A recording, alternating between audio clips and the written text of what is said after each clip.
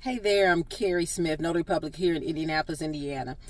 And I want to share one of the main things that a notary has to do. 3 things we have to do. We have to make sure that the person appears in person, that the person has provided us with identification, and that the person is clearly willing and aware of what they're signing. Now, I recently had a situation where a daughter called me and scheduled an appointment for her mother, who was a senior, and she needed a quitclaim deed notarized.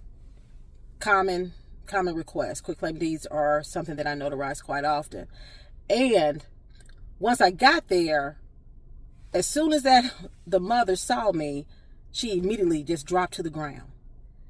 She had to be probably close to 80 years old, but she immediately dropped to the ground and she said, "I don't want to sell my house."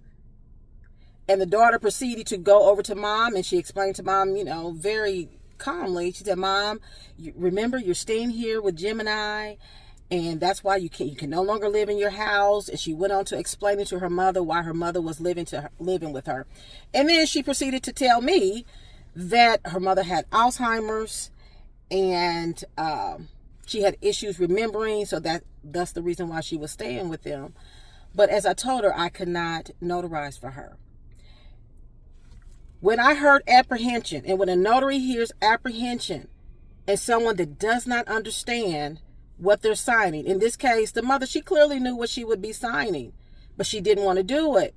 Whether she remembered or not while she was staying with the daughter, that is no never mind for me. For me, I have to do my due diligence. When I hear apprehension and someone does not want to sign that document, I can't notarize it. Now, for the daughter, she was somewhat upset with me because she said, "Well, I'll just call another notary tomorrow." You're well within your right to do that. But for me, operating with integrity is something a notary must have. No questions asked. If you don't have integrity, you don't need to be a notary. And honestly, I believe integrity is something that's hard to teach, but that's neither here nor there. But in this case, I had to leave. And for you, if you are a notary public, and any notary public that you may deal with, integrity is a must. In this case, so I had to leave. She still did have to pay that mobile charge. I still charged that because I did show up for her, regardless if the mom signed or not. But protecting everyone is a job that we must do. We're here to prevent fraud.